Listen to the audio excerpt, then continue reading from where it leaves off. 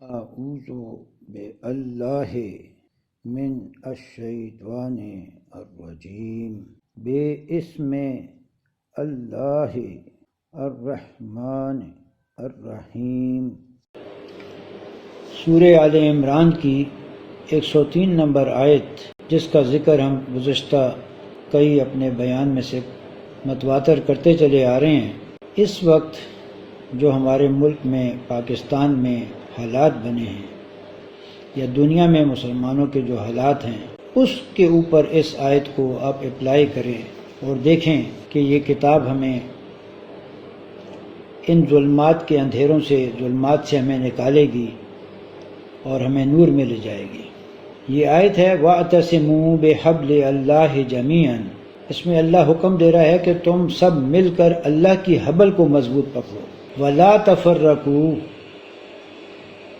اور فرقے مت بناؤ، اس میں تفریق مت پیدا کرو، علیحدہ علیحدہ مت ہو جاؤ، جیسے سورہ روم کی 31 اور 32 نمبر آیت میں اللہ نے فرمایا وَلَا تَكُونُوا مِنَ الْمُشْرِكِينَ، تم مشرکوں کا حصہ مت بن جاؤ، من الذین، ان لوگوں میں شامل مت ہو، فرقوا دینہم، جنہوں نے اپنے دین میں فرقے بنائے، وَقَانُوا شِیَعًا، اور اس کا نتیجہ کیا ہوا کہ وہ شیعان ہو گئے، گروہوں میں، پارٹیوں میں، جماعتوں میں۔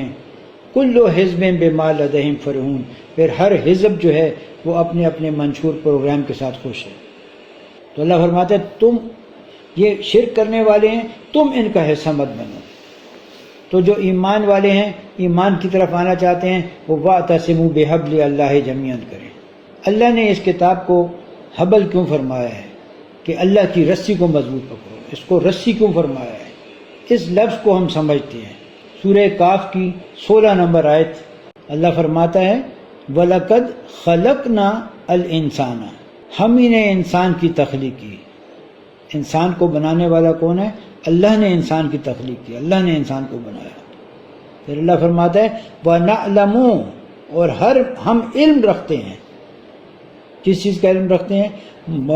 مَا تُوَسْوِسُ بِهِ نَفْسُهُ، جو بھی اس کا نفس انسان کے لیے وسپر کرتا ہے، اس کو مشورے دیتا ہے، اس کو وسوسے دیتا ہے، اس کا بھی علم رکھتے ہیں۔ پھر اللہ فرماتا ہے وَنَحْنُ أَقْرَبُ إِلَيْهِ مِنْ حَبْلِ الْوَرِيدِ، اور ہم اس سے بھی اقرب ہیں انسان کے جو حبل الورید ہے۔ یہ حبل وہ کارڈ ہے، وہ رسی ہے جو انسان کے بیچ میں ہے۔ یہ انسان کو مکمل اس کا کنٹرول اس کے پاس ہے۔ یہ اللہ نے وہ سسٹم بنایا ہے، انسان کی تخلیق کی ہے تو اس کے بیچ میں ایک حبل الورید رکھی ہے۔ آپ اس کو دیکھ لیں کہ یہ حبل الورید کیا چیز ہے، کون سی چیز ہے؟ کیا یہ اسپائنل کارڈ ہے یا کوئی اور بھی ایسی کارڈ، کوئی اور ایسی اسٹرنگ، کوئی اور ایسی حبل موجود ہے انسان میں جو انسان کی جسم کو، اس کے وسوسے تک کو، سب کو کنٹرول کرتی ہے؟ اللہ فرماتا ہے وَنَعْلَمُ مَا تُوَسْوِسُ بِهِ نَفْسُهُ، ہم علم رکھتے ہیں جو اس کا نفس اس کو وسوسے کرتا ہے۔ کتنی یہ باریک چیز ہے۔ اب آ جائیں دوبارہ سورہ آل عمران کی 103 نمبر آیت پر وَاعْتَصِمُوا بِحَبْلِ اللَّهِ جَمِيعًا۔ یہ اللہ نے اس کو حبل اس لیے فرمایا کہ اسی سے تمام نظام کنٹرول ہوگا انسان کا۔ اگر اللہ کی حبل کو پکڑیں گے مضبوطی کے ساتھ تو تمام کے تمام مسائل کو آپ حل کر سکیں گے۔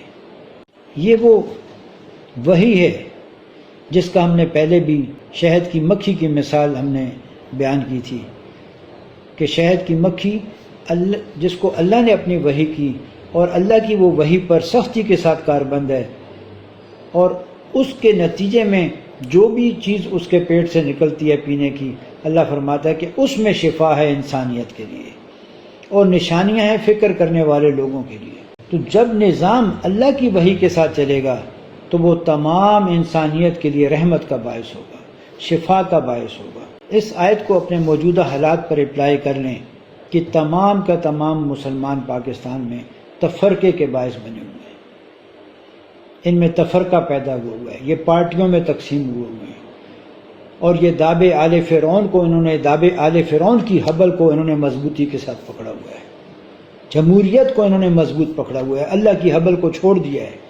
یہ کوئی بھی نہیں سوچ رہا کہ اللہ کے نبیوں نے بھی کبھی کسی کو کہا کہ آؤ میرے ساتھ الیکشن کر لو، تم جیت جاؤ تو میں تمہارا دین مان لوں گا، میں جیت جاؤں تو تم میرا دین مان لینا۔ یہ سب نظام کفر اور شرک کا نظام۔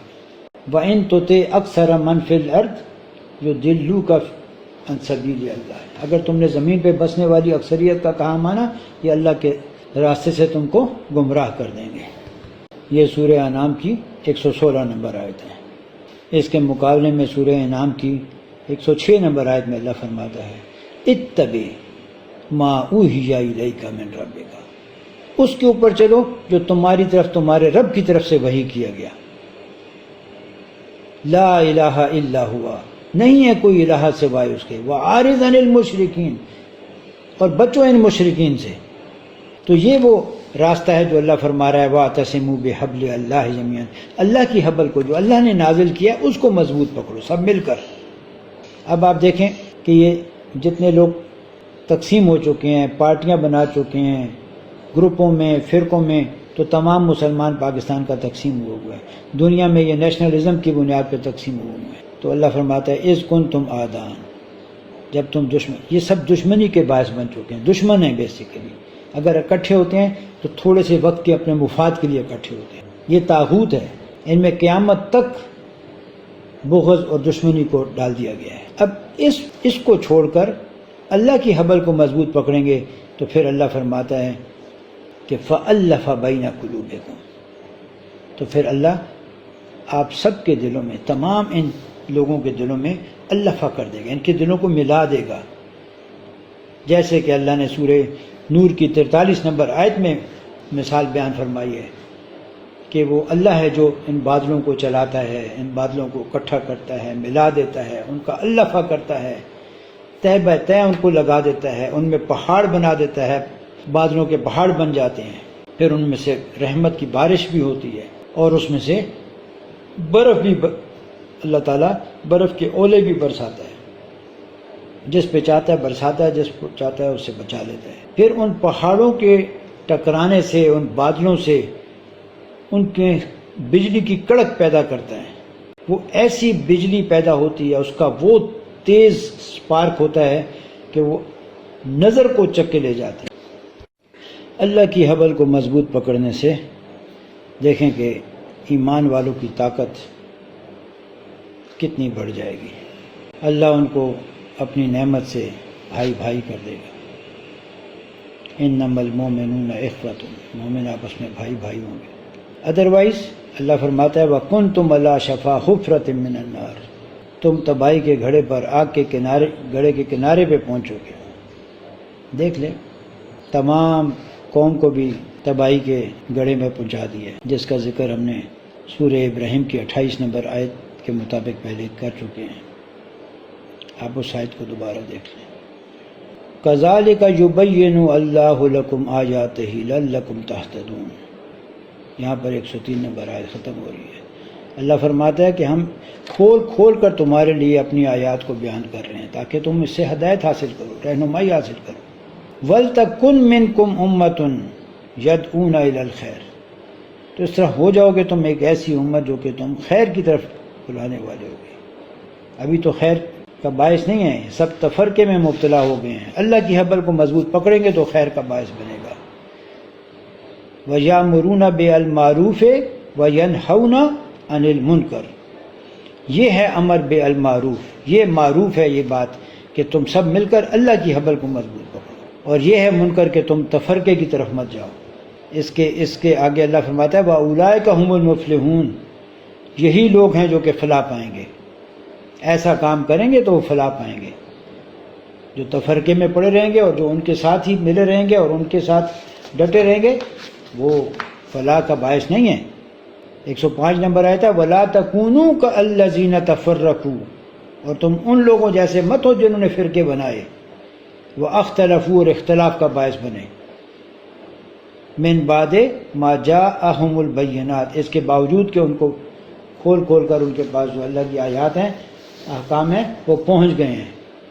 وَأُولَٰئِکَ لَهُمْ عَذَابٌ عَظِیمٌ، ان کے لیے تو عذاب عظیم ہے، جیسے کہ سورہ انعام کی 65 نمبر آیت میں جس کا ذکر آیا۔ اور اختلاف، یہ دونوں جمہوریت کے پھل ہیں۔ ان میں سے جتنی بھی احزاب ہیں، جماعتیں ہیں، اگر ایک جماعت صاحب اقتدار ہوتی ہے تو باقی اس کے حزب اختلاف ہوتی ہیں۔ اسلام میں اختلاف کا کوئی کانسیپٹ نہیں ہے، سب لوگوں کو مل کر اللہ کی حبل کو مضبوط پکڑنا ہے، اور جو اللہ کی حبل کو مضبوط نہیں پکڑتا اور اس کے اختلاف میں جاتا ہے تو وہ سوائے کفر کے اس کو اور کچھ نہیں کہا جا سکتا۔ اسلام میں دو ہی راستے ہیں، یا ایمان ہے یا کفر ہے۔ کہ ہر سطح پر اس بات کو اس آیت کی بنیاد پر ڈسکس کریں، اس کی رہنمائی کو تمام قوم کے سامنے پیش کریں۔ جس کی پہنچ جس مقام تک ہے وہ اس آیت کو اٹھائے۔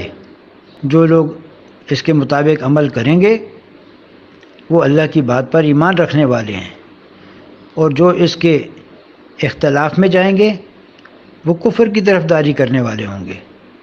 اگر آپ اس سے اعراض کریں گے تو سورہ البقرہ کی 159 نمبر آیت کو بغور پڑھ لیں کہ جب اللہ کی آیات کو چھپایا جاتا ہے تو اللہ ان پر لعنت کرتا ہے، اور یہ ریزن بتاتا ہے کہ یہ لوگ اللہ کی آیات کو کیوں چھپاتے ہیں، کیونکہ اس کے عوض پھر یہ لوگ اپنے لیے فائدے حاصل کرتے ہیں۔ یا اللہ کی حبل کو مضبوط پکڑا جائے گا، یا پھر دوسری طرف کفر کے نظام کو، جمہوریت کے نظام کو، آل فرعون کی نظام کو، اس کی رسی کو یہ لوگ مضبوط پکڑ کے رکھیں گے۔ ریاست پاکستان اسلام پر بنی ہوئی ہے، یہاں پر سب مل کر اللہ کی حبل کو اگر مضبوط پکڑیں، پاکستان کہیں بھاگا نہیں جا رہا، ہر جگہ پر علم والے لوگ موجود ہیں۔ ہمیں اللہ نے اس نعمت سے نوازا ہوا ہے جو 1947-48 میں لوگوں کے پاس نہیں تھی۔ انہوں نے شروع سے نظام کو اسٹیبلش کیا، ہمارے پاس ہر ادارہ موجود ہے۔ اللہ کی حبل کو مضبوط نہ پکڑنا، صرف یہ لوگ اپنے لالچ، اپنے بغض، اسلام سے بغاوت کی وجہ سے انہوں نے اس نظام کی رسی کو مضبوط پکڑا ہوا ہے۔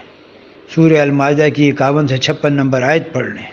انہوں نے یہود و نصارہ کو اپنا اولیاء بنا رکھا ہے، ان کی حبل کو انہوں نے مضبوط پکڑا ہوا ہے۔